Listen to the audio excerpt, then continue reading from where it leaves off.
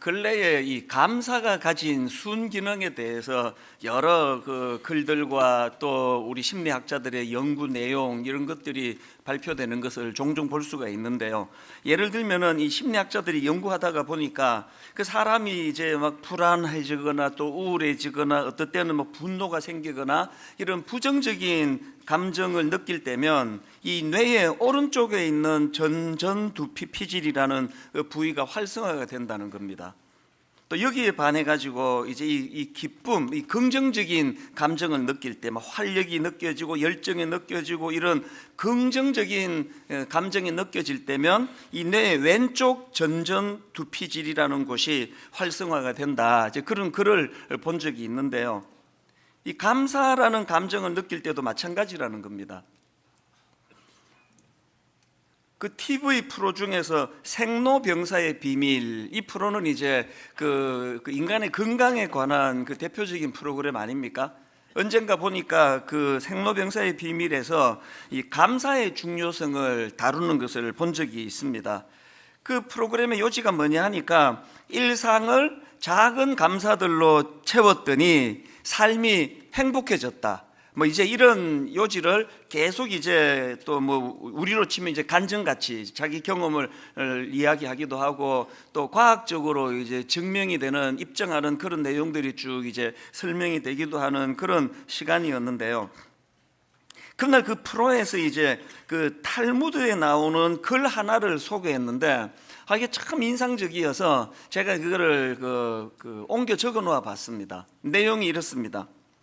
세상에서 가장 현명한 사람은 항상 배우는 사람이요, 세상에서 가장 강한 사람은 자기를 이기는 사람이며, 세상에서 가장 행복한 사람은 모든 일에 감사하는 사람이다. 여러분 뭐 세상살이 하는데 현명한 사람이 되는 것도 중요하고 또 강한 사람이 되는 거 이것도 다 중요하지만, 그러나 여러분 세상에서 가장 중요한 건 내가 행복한 사람이 되는 거 아닙니까? 아무리 강하면 뭐합니까? 내가 불행하다면. 그런 의미에서 저는 이 맨 끝에 나오는 세상에서 가장 행복한 사람은 모든 일에 감사하는 사람이다, 이 항목이 참 와닿는 것을 제가 경험을 했습니다. 이렇게 감사가 가진 순기능이 우리 생각보다 훨씬 중요하다는 것을 요즘에 많이 강조하는데요. 제가 그 전광 목사님이 쓴 감사가 내 인생의 답이다, 그 책에서 아주 재밌는 사례를 하나 보았습니다. 안남욱 목사님이라는 분이 계시는데요. 이분은 미국에서 한인 목회를 하신 분이에요. 이 목사님이 언젠가 그 미국의 노스캐롤라이나 주에 있는 어떤 교회로 이제 청빙을 받아서 이제 부임해 가신 겁니다. 그 교회에 이제 부임해서 가보니까 왕언니로 불리우는 어떤 권사님이 계시더라는 거예요. 이 벌써 왕언니, 여기에 좀 위압감이 느껴지지 않습니까? 어느 교회나 그 왕언니가 다 있습니다. 이제 이런 그 왕언니하고는 좀 잘 지내야 되는 게요, 이미 이 목사님이 부임하기 전에 그 왕언니가 담임 목사 3명을 쫓아낸 경력이 있는 분이라는 거예요. 이런 분하고는 어쨌든 잘 지내야 그 목회가 좀 편합니다. 그런데 불행하게도 이 안남욱 목사님이라는 분이 그 교회 부임하고 무슨 일이 있었는지 그 왕언니하고 그만 이렇게 그 관계가 틀어지고 만 겁니다. 그 이후로 막 얼마나 괴로웠는지, 또 이 왕언니가 또 이게 뒤끝이 장렬하는 분이에요.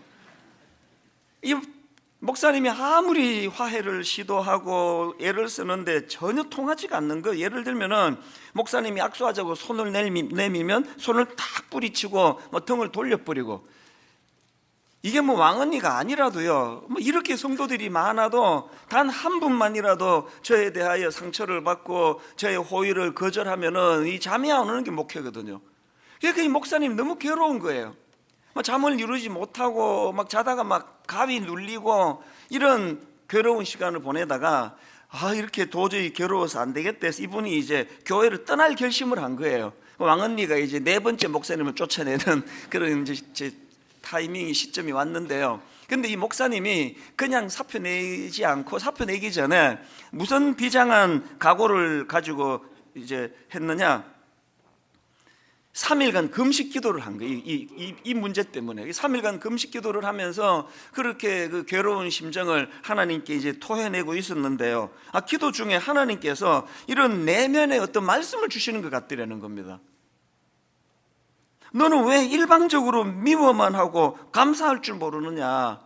목사님은 늘 그 상대방이 자기를 미워하고 상대방이 자기 호의를 거절하기 때문에 문제가 있다고 생각을 해왔는데, 사실은 이게 동전의 양면이거든요. 본인도 똑같은 그런 감정을 갖고 있다는 걸 금식하면서 이제 자각하게 된 거예요. 그래서 이제 이 목사님이 금식기도 후에 큰 결심을 하나 하는데, 그게 뭐냐 하니까 이제 그 관계가 깨진 그 권사님에 대하여 이제 좋은 기억을 떠올리는 차원에서 그분으로 인한 감사했던 것을 적기 시작한 거예요.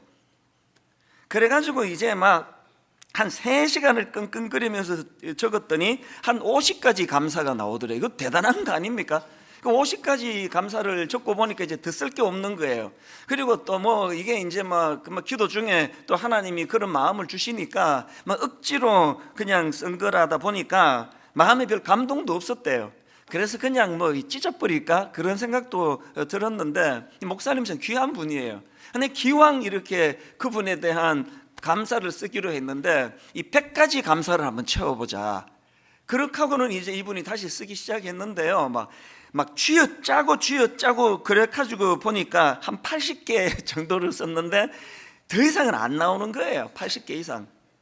그래서 이제 막 이분이 막 괴로워 가지고 막 누웠다가 일어났다가 앉았다가 일어났다가 막 그야말로 막 낑낑거리면서 너무 이제 그런 괴로움 속에서 이거를 적어 내려갔는데요. 결국은 100가지 감사를 다 채운 거예요. 그러고 보니까 그게 새벽녘이더라고요. 새벽녘. 참 귀한 분 아닙니까? 그렇게 100가지 감사를 다 이제 완성하고 감사를 채우고 나니까 그 왕언니가 변화가 되기 전에 먼저 이제 이 목사님에게 변화가 찾아온 거예요. 비록 억지로 쓴 거기는 하지만 계속 그 상대방의 좋은 점을 찾아내려고 막 쥐어짜듯이 그렇게 하다가 보니까 이 목사님 마음에 문득 무슨 생각이 드는가 하니까, 그 권사님도 나름 괜찮은 면이 많은데 내가 왜 이렇게 미워만 했을까? 그 좋은 점을 보지 못하고 왜 그렇게 미워하는 마음만 내가 가졌을까? 그런 생각이 드는 순간에 이분이 퍼뜩 깨달은 게 뭐냐 하니까, 그쵸, 참 중요한 포인트로 생각합니다. 이런 걸 깨달았대요. 자기 눈에 그 권사님에 대하여 이 미움이라는 안경이 씌워져 있었다는 걸 깨닫게 됐다는 겁니다. 굉장히 중요한 포인트예요. 사실은요, 무슨 사건으로 어떤 사람하고 관계가 깨지는 순간 그 사건이 큰 사건이었기 때문에 그 순간에 그 사람에게 미움이라는 안경이 씌워져 버린 거예요. 빨간 안경을 쓰면 아무리 흰색을 봐도 다 빨간 거 아닙니까? 한번 미움의 안경이 씌워지면요, 그 사람 하는 모든 게 미워요. 오죽하면 준 것도 없는데 밉다는 말까지 나오겠냐고요. 그 안경을 써서 그래요. 그래서 이제 이 목사님이 많은 깨달음을 얻었는데, 이제 문제가 뭐냐? 그 권사님이 너무 무서워가지고 이걸 전해줄 수가 없는 거예요. 그 마음을 전해야 되는데. 그래서 이제 용기가 안 나서 직접은 못 전하고, 새벽에 다 자는데 새벽에 그 권사님 집으로 가. 미국은 이제 그 집집마다 우체통이 길거리 이렇게 있지 않습니까? 그래서 그 우체통에다가 몰래 이제 100가지 감사를 적은 걸 이제 넣어놓고 그렇게 이제 도망치듯이 집으로 돌아온 거예요. 보통 사람 같으면요, 출근하고 우편에 이런 거 들어있는데 그러면 바로 전화해가지고 목사님 왜 그러셨어요? 뭐 그러면서 푸는 게 정상인데 3일이 지나도 연락이 없더래요. 이 목사님이 또 두려워지기 시작한 거예요. 이게 또 그분은 노역한 건 아닌가? 주일이 됐습니다. 주일날은 어차피 교회로 오니까요. 그 권사님이 이제 주일날 나타났는데요, 이 담임 목사님과 눈이 딱 마주쳤는데요, 막 이 권사님이 평소와 달리 막 두 팔을 높이 들고 달려와가지고 막 완전히 달라진 표정으로 이렇게 이야기하더랍니다. 목사님이 사람이십니까? 나는 목사님을 쫓아내려고 그렇게 못되게 굴었는데 100가지 감사라니요. 아침에 편지를 읽고 출근하다가 눈물이 너무 쏟아져 하마터면 사고 날 뻔했습니다. 그래서 100가지 감사로 말미암아 그 권사님하고 극적으로 화해가 이루어진 거예요. 그래서 이 목사님이 거기에서 너무나 중요한 깨달음을 얻어가지고 이분이 지금 한국에 오셔가지고요 100감사 운동을 펼치고 있습니다. 지금 군부대 뭐 이런 기업체 이런 데를 가면서 막 굉장히 놀라운 일들이 일어나고요. 저희 교회도요 이제 오는 고난주간에 100감사 제작 중입니다. 여러분들과 더불어 이제 함께 할 거예요. 그래서 제가 그 글을 읽으면서 너무 마음에 감동도 되는데 성경 두 군데가 탁 떠오르는 겁니다. 하나가 디모데전서 4장 4절 5절이에요. 하나님께서 지으신 모든 것이 선함에 감사함으로 받으면 버릴 것이 없나니 하나님의 말씀과 기도로 거룩하여짐이라. 이거 대인관계도 그대로 적용되는 말씀 아닙니까? 어떤 경우라도 감사함으로 받으면 버릴 게 없습니다. 자기 눈에 미움이라는 안경이 씌워져 가지고 어려워지는 거 아닙니까? 그래서 우리가 대인관계 속에서도 하나님의 말씀과 기도로 거룩함을 가지고 그 미움의 안경을 벗어내고 감사함으로 상대방에게 다가가는 이 훈련이 필요하다. 근데 그걸 깨달은 겁니다. 그런가 하면은 또 성경 한 구절이 더 떠올랐는데 그게 오늘 본문 데살로니가전서 5장 16절부터 18절입니다. 항상 기뻐하라, 쉬지 말고 기도하라, 범사에 감사하라. 이것이 그리스도 예수 안에서 너희를 향하신 하나님의 뜻이니라. 그 안나무 목사님이라는 분의 그 사례를 통해서 뭘 외워야 됩니까? 여러분 오늘 대인관계에 어려움이 있으면 그걸 인간관계로 풀려고 애도 써야 되지만 믿음이 작동이 돼. 믿음이 작동이 되기 위해서는 3일 금식이라고 하는 그 믿음의 도구를 가지고 그분에게 다가간 거 아닙니까? 그리고 더 중요한 거, 이 목사님이 3일 금식이라는 그 영적인 행위를 가지고 하나님께 의뢰했더니 하나님에 대하는 100가지 감사를 기록하라는 답을 주신 거 아닙니까? 여러분 다시 말씀드립니다.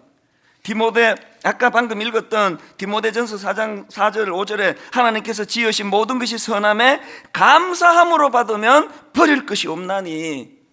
여러분 우리가 대인관계, 내 일상생활, 내 삶에 찾아온 어떤 고통, 이 모든 일들을 이 감사함으로 받는 이 훈련이 이 필요하다. 그래서 오늘 여러분 분당 우리 교회는 중요한 선언을 제가 오죽 중요하면 설교 제목을 그렇게 잡았겠습니까? 감사 목회를 선언합니다. 저는요 지난 가을부터 지금 5, 6개월을 내가 이 순간을 기다려왔습니다.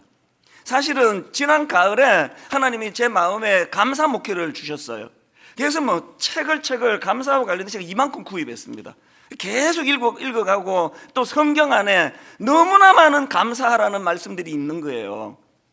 그래서 저는 사실은 송구 영신 예배 때 이제 감사 목회를 선언합니다라고 그렇게 준비를 했는데 하나님은 항상 저보다 더 지혜로우신 분이에요. 그 하나님께서는 감사 목회를 선언하기 전에 영적인 각성을 우리에게 주시고 전 교회적으로 금식하게 하시고 전 교회적으로 그렇게 하나님 앞으로 정결하게 나가기를 지난 몇 달 동안 해 오셨고요. 전에도 말씀드렸잖아요. 파도는요 하나님이 일으키세요. 담임 목사가 뭐 선포한다고 이거 일으키시지 않습니다. 파도는 하나님이 일으키시고 우리는 거기에 파도 타기를 하는 거예요. 올해 들어와가지고 하나님이 분당 우리 교회에 일으켜주시는 그 파도로 말미암아 첫 번째 파도 타기가 지금 하고 있는 드라마 바이블이라는 그 좋은 도구를 가지고 공동체적으로 성경 읽기를 지금 하고 있는데 여기저기에서 막 매일매일이 저는 기쁨의 삶이에요. 첫 번째 파도 타기 성경 읽기라면 이제 오늘 두 번째 파도 타기인 내 삶을 이 감사로 채우는 거, 이 감사 생활, 이 두 번째 파도 타기, 이 감사 운동이 벌어지기를 원합니다. 저는요 분당 우리 교회가 앞으로는 모든 바탕색이 감사기를 바랍니다. 다락방 감사라는 바탕 안에서 모든 행위가 이루어지기를 바랍니다. 여러분의 가정이 부부간에 자녀와 부모 사이에 이 감사가 물밑에 흐르는 가정이 되기를 저는 바랍니다. 모든 내 목회의 밑바탕은 다 감사로 이루어지도록. 그래서 저는 이미 지난 5, 6개월 동안에 마음으로 많이 제가 시도도 하고 애를 써봤거든요. 우리 자녀들에게 요즘에 뭐 한창 대학생들이 셋이나 되니까 이런저런 뭐 그 갈등이 얼마나 많습니까? 갈등이 있을 때마다 제 마음으로 감사를 선언하고 그 아이에 대해서 감사를 내가 기뻐하고, 그리고 이제 이따가도 말씀드리겠습니다만 이제 분당 우리 교회 가정 예배가 정말 좋은 대안이 마련이 됐습니다. 이제 이 감사라고 하는 도구를 가지고 온 가족이 일주일에 한 번씩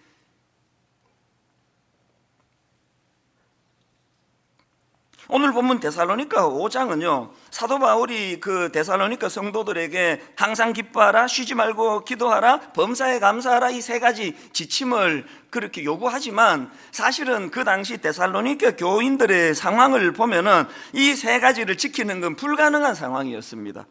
왜냐하니까 그들은 지금 고통 중에 있습니다. 핍박 가운데 있습니다. 데살로니가전서 1장 6절을 보십시오.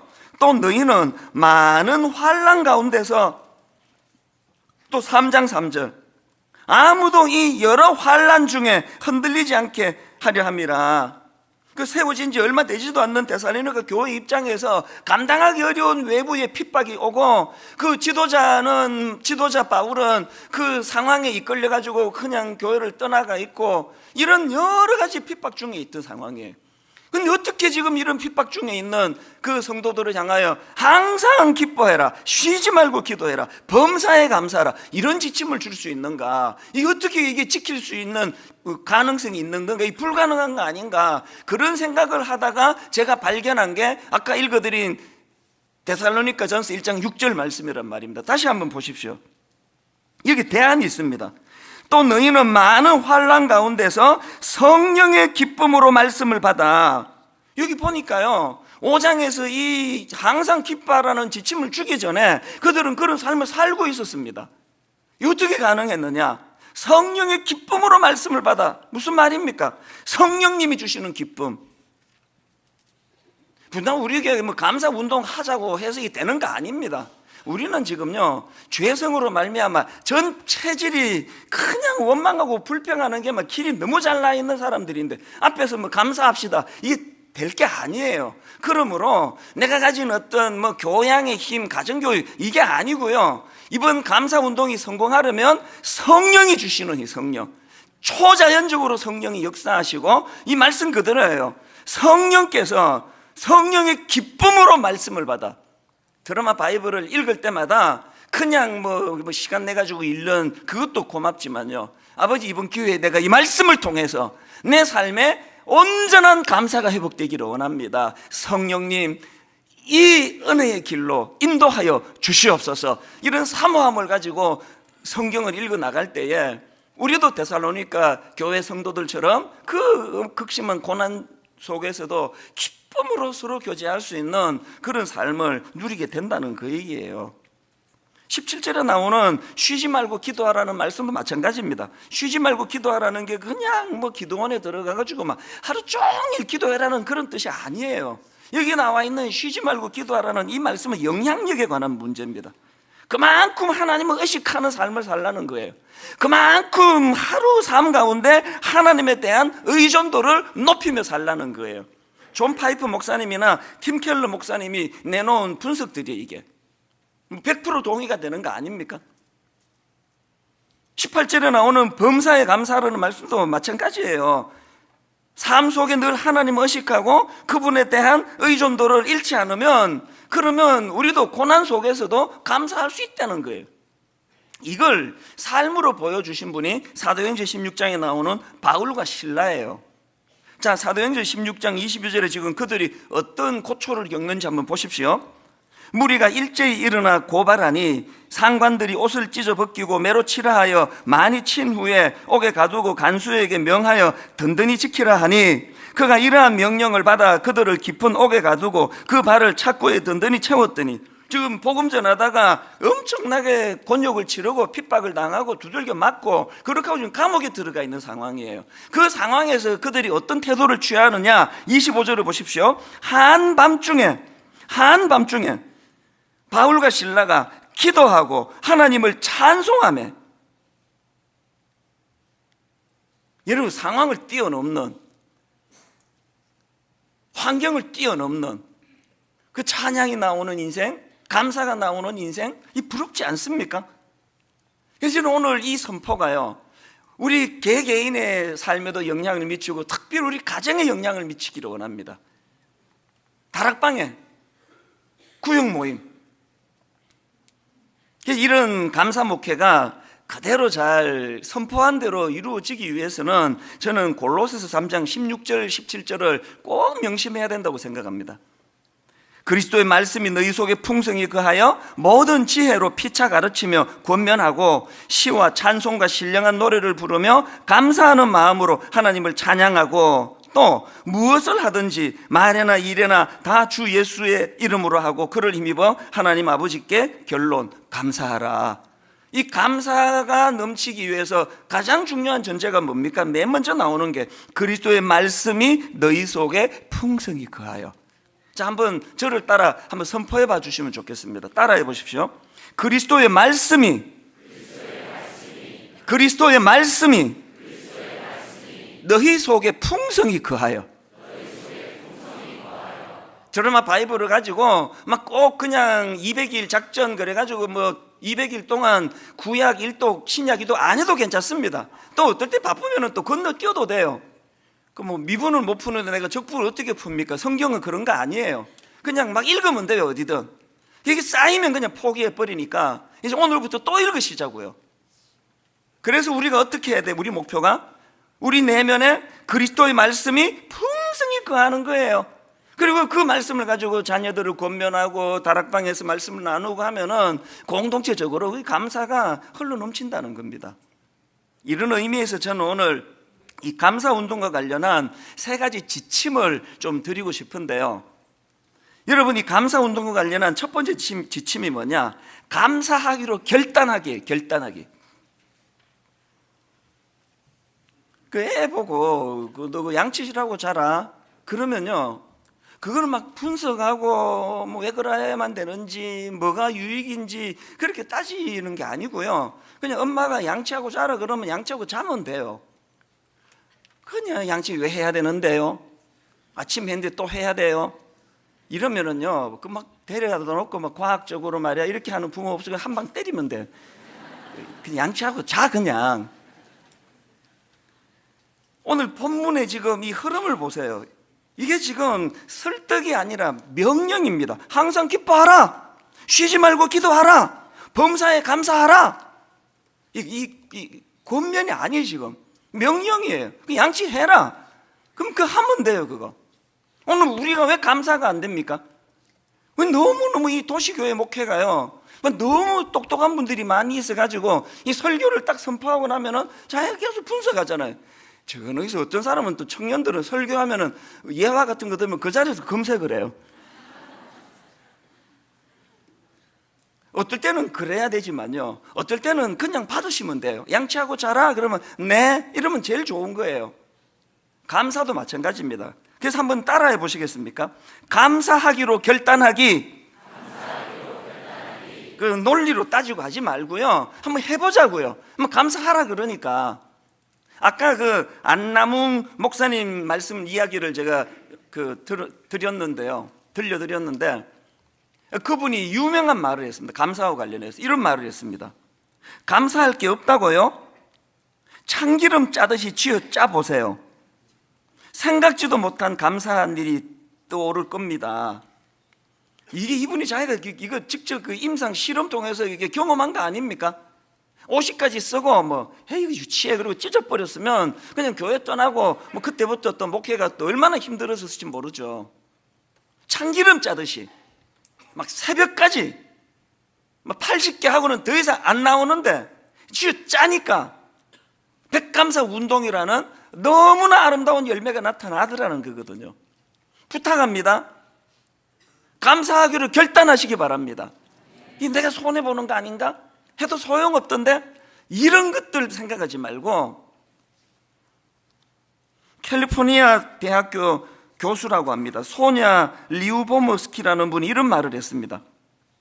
자신의 축복을 세며 감사하는 사람들이 삶의 더 큰 만족감을 경험한다. 이를 실생활에 적용하고 싶으면 감사일기를 쓰라. 다음 주일날 우리 마당에서 대대적으로 감사 노트를 제가 판매할 거예요. 그리고 그 감사 노트 전 수익금은 미자리 교회 사모님들을 위해 쓸 거예요. 여러분들이 감사 노트를 가족 숫자만큼 구입하셔야 돼요.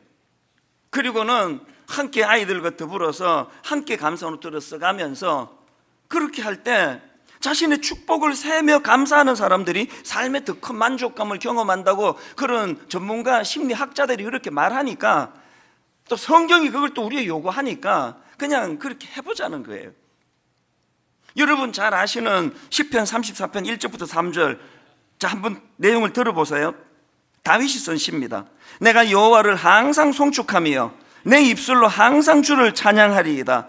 내 영혼이 여호와를 자랑하리니 곤고한 자들이 이를 듣고 기뻐하리로다. 나와 함께 여호와를 광대하시다 하며 함께 그의 이름을 높이세. 이 그냥 읽으면은 평이한 성경인데요, 조금 가격이 있는 성경을 보시면요, 여기 시편 34편하고 파란 글씨로 이 설명 하나가 붙어 있습니다. 시편 34편에 이렇게 설명이 되어 있습니다. 다윗이 아비멜렉 앞에서 미친 채 하다가 쫓겨나서 지은 시.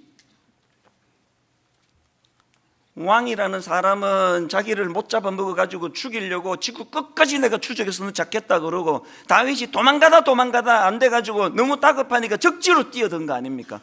그리고는 그 위험성을 인식하고 지금 목숨 부지하겠다고 침을 질질 흘리면서 그 미친 사람 행세해가지고 지금 겨우 목숨을 건진 상황이에요. 뭐 여성도 그렇지만 내가 남자다 보니까 남자들은요, 자존심이 무너지면 다 무너져요.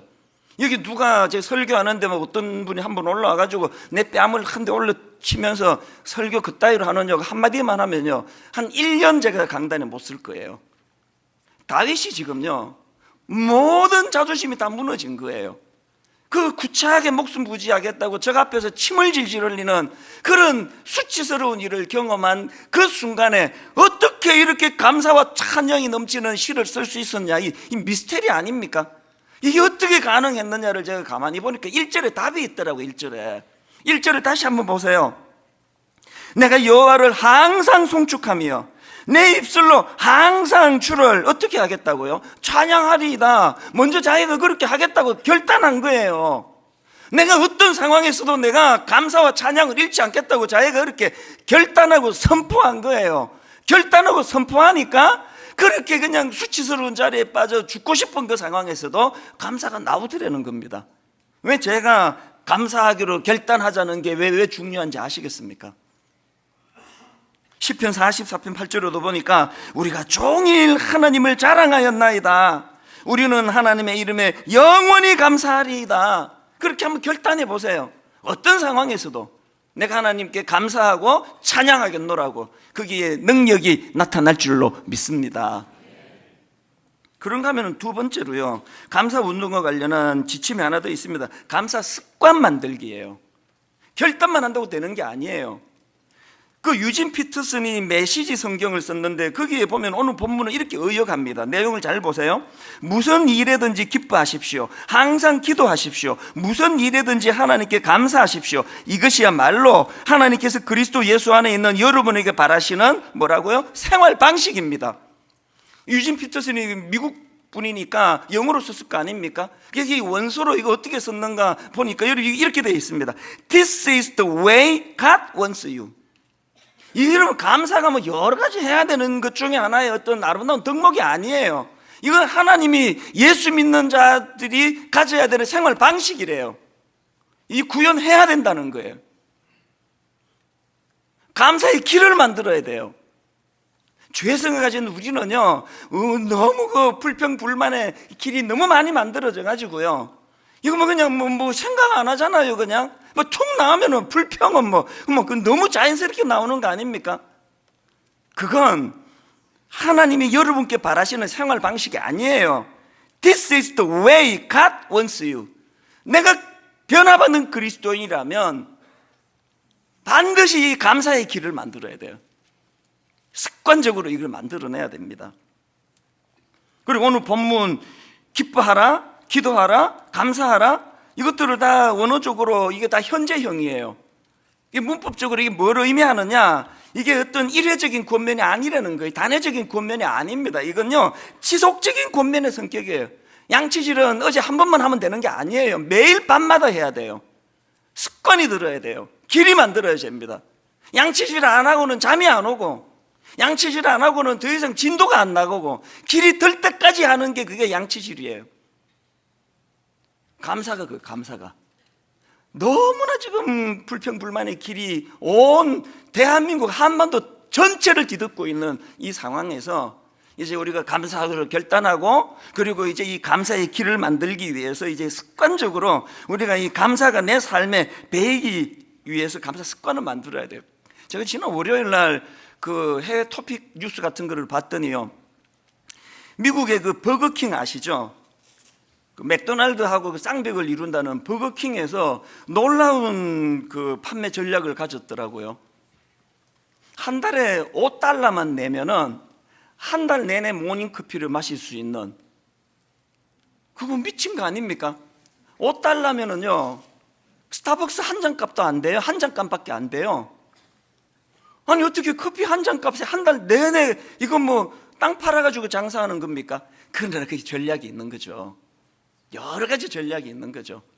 커피 공짜 한 잔 마시러 와가지고 견물생심, 햄버거도 맛있게 생겼네, 프렌치 프라이도 사 먹을까? 그걸 노리고 있는 거고요. 그리고 그 전략, 거기 자기들은 분석한 거 없지만 딱 보니까 그게 딱 떠오르는데요, 자기들의 커피로 입을 길들이겠다는 거예요. 그 어떻게 알았냐? 저는 30년을 커피를 끊은 사람이거든요. 20대 초반부터 33년인가 4년인가를 커피를 안 마시다가 한 1년 반 전에 커피를 다시 마시다가 또 이게 또 성대에 안 좋다 그래서 또 끊었다가 요 근래에 이제 아침에 딱 한 잔씩만, 커피 딱 한 잔씩만 제가 마시거든요. 저는요 커피 맛이 잘 몰라요. 뭐 딱 그 맛이 그 맛인데요, 내가 제일 좋아하는 커피는요 우리 교회 앞에 있는 2,000원짜리 길거리 커피예요. 너무 맛있어요 그게. 왜 나는 그 스타벅스 같은 데 가서 커피 마시면요, 이게 뭐 한약도 아니고 뭐 이렇게 막 쓰고 이러냐고, 맛이 하나도 없어요. 여러분, 내 입이 이렇게 싸구려입니까? 2,000원짜리가 나한테 맞는 입입니까? 아닙니다. 왜 그 2,000원짜리 길거리 커피가 맛있느냐? 그 싸다고 계속 그것만 마시니까 입이 거기에 길이 들어진 거예요. 버거킹의 작전이 그거예요. 계속 한 달 내내 자기들 커피만 마시면요, 나중에는 그게 제일 맛있어지는 거예요. 이 이야기 왜 드릴까요? 우리는 지금 불평불만에 맛이 들어있는 사람이에요. 막 불평하고 막 누구 뒤에서 뒷담하면은 막 하늘 문이 열리고 성령이 비둘기같이 임해가지고 막 누구 욕할 때 막 얼마나 행복합니까? 막 아마 그냥 권사님하고 한 30분 욕하고 나면은 막 오늘 하루에 모든 스트레스가 다 날라갔다고. 뭐 그게 왜 그렇습니까? 그게 너무 입에 길이 들어서 그래. 길이 막 누구 막 칭찬하고 막 감사하는 거 하나도 안 기뻐요. 왜 그렇습니까? 길이 안 나서 그래. 길이. 이제 여러분,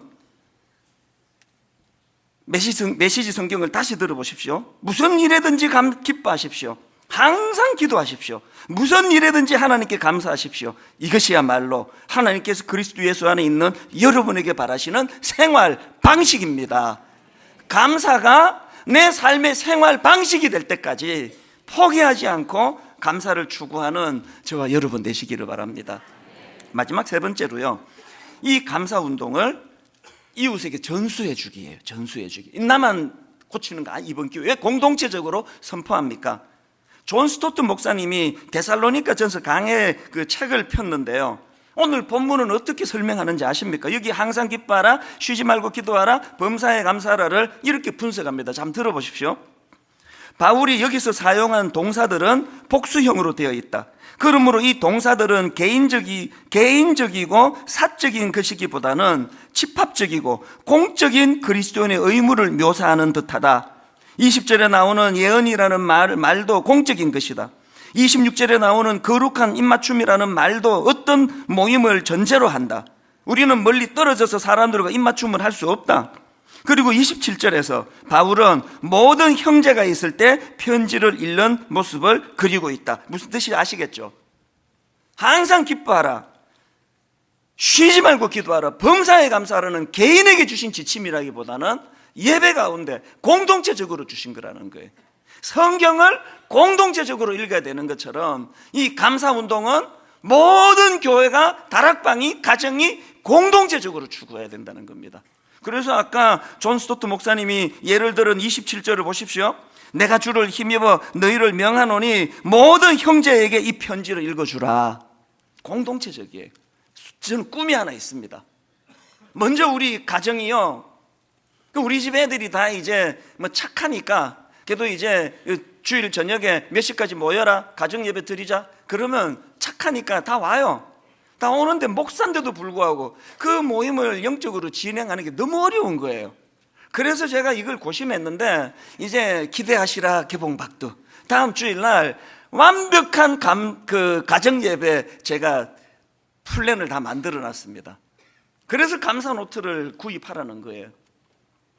가정이 살아날 줄로 믿습니다. 한 주일에 한 번 자녀들과 더불어 이 감사를 매개로 해서 함께 같이 그런 아름다운 시간을 가진다고 할 때, 그리고 부부가 손을 맞잡고 감사를 매개로 서로 그것들을 나눈다 할 때 가정에 놀라운 변화가 일어나리라고 믿습니다. 한 가지 말씀만 드리고 이제 말씀을 마무리하려고 하는데요. 여러분, 아까 제가 우리가 이 감사가 살아나기 위해서는 성령의 기쁨으로 말씀을 받아 성령이 도와주셔야 된다고 말씀을 드렸고요. 그런가 하면 또 한 가지 이 감사와 관련해서 가장 먼저 회복해야 되는 건 십자가 은혜에 대한 감사의 회복이에요. 우리가 아직 연약할 때에 계약대로 그리스도께서 경건하지 않은 자를 위하여 죽으셨도다. 우리가 아직 죄인 되었을 때에 그리스도께서 우리를 위하여 죽으심으로 하나님께서 우리에 대한 자기의 사랑을 확정하셨느니라. 이 십자가 사랑에 대한 감사와 감격이 먼저 회복이 되면 나머지는 그냥 따라오는 거예요. 그냥. 여러분, 우리 교회에 강춘봉 할아버지 여러분 다 아시잖아요. 우리 교회에 하나님이 주신 선물이라고 저는 생각합니다. 이 어른이 연세가 지금 94세 되세요. 그런데 2007년 11월 달로 기억하는데요, 급하게 연락이 왔습니다. 지금 이 할아버지 강춘봉 집사님이 지금 위독한 상태라는 거예요. 그래서 이제 가족도 잘 못 알아보시고 이제 지금 막 굉장히 다급한 상황이라고 연락이 오셔가지고 그렇게 응급실에 계시다 그래가지고 제가 그 길을 갔습니다. 가족도 잘 못 알아보시고 왔다 갔다 하실 정도로 이 할아버지가요, 목사를 보더니 그 기계가 있는데요, 심장 박동이 막 달라지는 거예요. 너무너무 기뻐하고 너무 감사하고, 하나님이 나를 사랑하셔서 이 목사를 보내주시는구나, 막 그 감격이 막 어쩔 줄을 몰라요. 막 어린애 너무너무 아름다운 그 어린아이의 모습이에요. 기도해드리고 가는데요, 내 마음이 너무 뜨거운 거예요. 어떻게 저 연세에 저 하나님 앞에 어린아이 같은 저 순수함으로, 그 감사함으로, 그 사랑하는 아들, 딸도 귀하지만 그 주의 종이 말씀을 들고 왔다고 그렇게 막 그 심장 박동하는 그 그래프가 달라질 정도로 막 가슴이 벅차게 그렇게 감사하는 그 모습이 너무 인상적이었는데, 며칠 지났을까요? 그 가족이 문자를 보내왔습니다. 믿어지지 않은 문자가 왔어요. 자, 들어보십시오. 목사님, 너무 감사드립니다. 오늘 병원에 갔더니 원장님께서 기적이 일어났다면서 사진을 보여주셨어요. 한쪽 폐가 완전히 쪼그라들어 가족들에게 마음의 준비를 하라고 해서 목사님께 기도 부탁을 드리고 모신 것인데, 목사님 다녀가신 후 상태가 너무 좋아져서 폐 사진을 찍어보니 다시 회복이 되었습니다. 젊은 사람에게도 일어나기 힘든 일이라고 원장님께서 말씀하셨어요. 하나님을 향한 감사, 날 구원해 주신 은혜에 대한 기쁨, 이 감사가 94세 할아버지 오그라든 폐도 펼쳐주시는 역사를 만들었다고 저는 믿습니다. 감사는 기적이에요. 여러분 가정에, 여러분 삶에 죽은 것 같은 고목나무 같은 것들이 꽃이 피는 역사는 감사의 회복으로부터 시작되는 줄로 믿습니다. 오늘 이 말씀을 기억하시면서 우리 이 찬양이요, 감사해 시험이 닥쳐올 때에 주께서 인도하시니 두려움 없네. 또 감사해 고통이 찾아올 때에 주께서 지켜주시니 승리하리라. 우리 가사를 생각하시면서 말씀을 기억하시면서 또 우리가 비장하게 결단하시면서 우리 같이 한번 찬양하기 원합니다. 감사해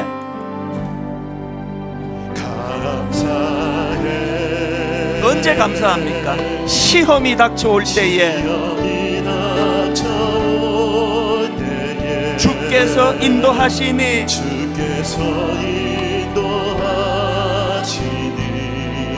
두려움 없네. 또 감사해. 뭘 감사하십니까? 고통이 찾아올 때에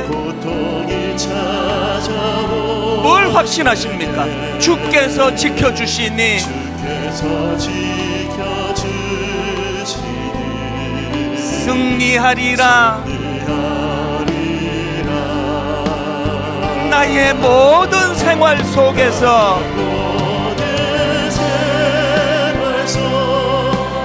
주님이 함께 하시니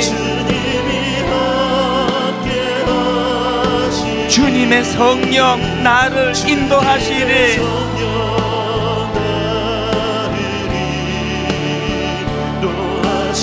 여러분 이렇게 고백하실 수 있겠습니까? 시험이 나를 찾아올 때에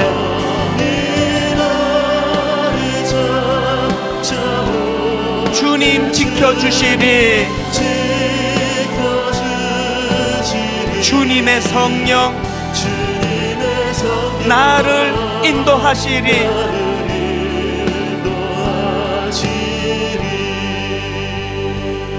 환경에 눌려 계시는 분이 많이 계시잖아요.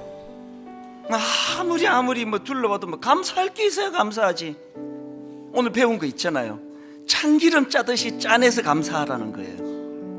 논리로 이치로 따지지 말고. 한번 제가 이를 악물고 감사해 보겠습니다. 그 목사님 그렇게 자기를 쫓아내려고 괴롭히는 그 권사님을 향하여 세상에 새벽이 맞도록 100가지 감사를 쥐어 짜내듯 만들어내는 거기에서 기적이 일어나는 것처럼 하나님 내가 생각이 짧았습니다. 감사거리가 있을 때 감사하는 건 물이 위에서 아래로 흐르듯 그냥 감정이에요. 그 애씀이 아닙니다. 물이 아래에서 위로 흐르듯이 쥐어 짜듯이 오늘부터 분당 우리 교회가 감사 운동이 시작된다 할 때에 올 연말에 내년 이맘때에 이곳저곳에서 그 할아버지가 다시 소생하는 것과 같은 놀라운 역사가 일어날 줄로 믿습니다. 우리 가정에 우리 교회에 이 한반도 너무나 이 미세먼지 가득한 영적으로 이 한반도 땅에 감사가 신선한 공기를 주입하는 그런 결과가 일어나기를 원합니다. 우리 다시 한번 이 찬양 부를 동안에 전심으로 아버지 우리 가정에 우리 자녀들에게 우리 부부에게 정말 이런 일이 일어나기를 원합니다. 소원하면서 이렇게 간절히 찬양합니다. 감사해. 언제 감사하십니까? 시험이 닥쳐올 때에 주께서 인도하시니 두려움 없네. 자기 육신을 쳐서 의지적으로 복종하며 또 감사해. 언제 감사하십니까? 고통이 찾아올 때에 주께서 지켜주시니 이 확신을 가지고 승리하리라. 여러분 감사 습관을 만듭니다. 결단합니다. 나의 모든 생활 속에서 주님이 함께 하시니 주님의 성령 나를 인도하시리. 다시 한번 결단하십시오. 시험이 나를 찾아올 때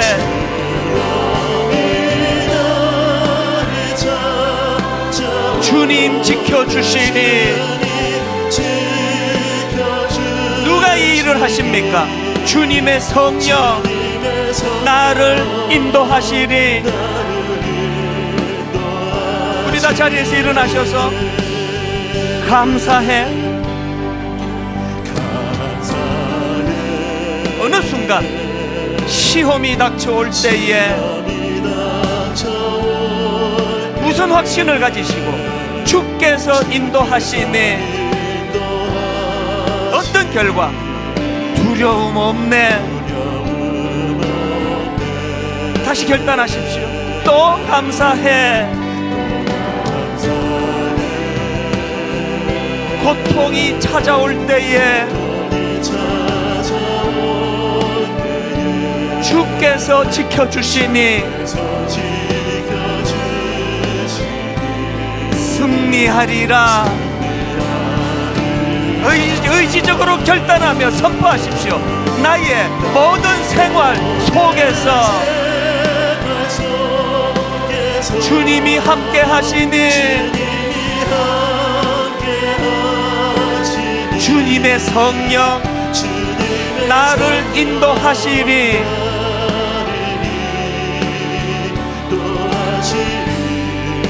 시험이 나를 찾아올 때 주님 지켜주시니 주님의 성령 나를 인도하시리. 우리 마지막으로 온 전심을 다하여 선포하기 원합니다. 나의 모든 생활 속에서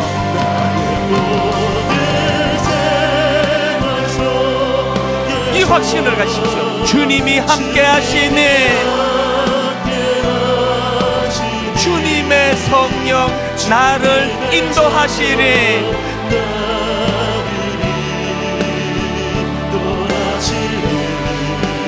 시험이 나를 찾아올 때 주님 지켜주시니 주님의 성령 나를 인도하시리.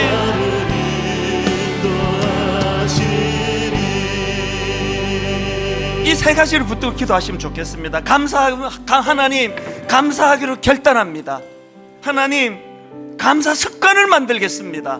하나님 이 감사를 내 주변 이웃에게 전수하겠습니다. 내 아들이, 내 딸이, 내 아내가, 내 남편이, 내 부모님이 내게 흘러나오니 감사로 말미암아 아버지 그들이 이 감사를 보면서 이 선한 영향을 아버지 누리게 되기를 원합니다. 이 세 가지를 붙들고 결단하면서 우리 통성으로 확신하며 기도하시겠습니다. 살아계신 하나님 아버지, 오늘 이 말씀을 통하여 분당 우리 교회의 감사 목회가 선포되기를 원합니다.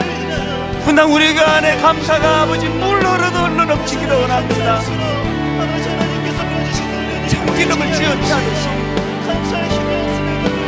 내 모든 적성을 다하여 감사를 만들어내겠습니다. 하나님 원하시는 삶의 방식, 아버지 하나님 감사의 길을 만들어 드리겠습니다. 원망하고 불평하고 험담하는 길이 너무 많이 열려져 있는데 아버지 길을 더 이상 사용하지 않겠습니다. 하나님 만들어주시는 감사의 길로 나가기 원합니다. 하나님 이 시간 우리 모든 성도님들이 감사하기로 결단할 때 거기에 성령님이 개입하여 주시옵소서. 하나님 우리 모든 성도님들이 그들 삶 속에 감사가 습관화될 때까지, 감사의 길이 만들어질 때까지 개입하여 주시옵소서. 하나님 오늘 내 모습에서 나타나는 이 감사가 우리 자녀들에게 전수되기를 원합니다. 오늘 내 안에서 흘러넘치는 이 감사가 내 아내에게, 내 남편에게, 내 부모님에게, 내 자녀들에게 흘러가게 하여 주시옵소서.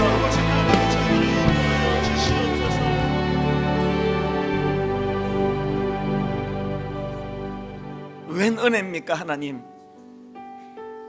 내버려 두면 원망하고 불평하는 그 길로만 갈 수밖에 없는 우리들을 오늘 말씀으로 깨우쳐 주시고, 이제 하나님 전 교회적으로 감사하기로 결단하는 이곳저곳에서의 결단이 일어나도록 은혜 주시고, 이제는 하나님이 기뻐하시는 삶의 방식, 감사 습관이 만들어지는 그날까지 이르락 물고 아버지 달려갈 수 있도록 힘 주시기를 원하며 기도드립니다. 우리에게 소원이 하나 있습니다. 하나님, 내 안에서 회복된 이 감사의 이 모습이 우리 아들, 우리 딸에게 흘러 전수되기를 원합니다. 온 세상은 우리 아이들에게 원망과 불평의 습관의 자리로 끌고 가려고 발악을 하는 시대 아닙니까? 이제 우리 부모가 말로 하는 교육이 아니라 우리 안에서 흘러넘치는 그 감사가 우리 자녀들에게 자연스럽게 전수가 되도록 가정 예배를 살려주시고 자녀 교육이 회복되도록 인도하여 주시옵소서. 부부간에 대화의 바탕에 감사가 흐르게 하여 주시옵소서.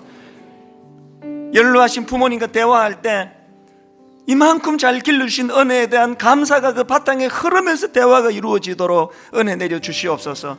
이 모든 회복해야 될 감사 중에 날 구원해 주신 십자가 사랑에 대한 은혜에 대한 감사의 회복, 성령님 이것을 회복시켜 주시옵소서.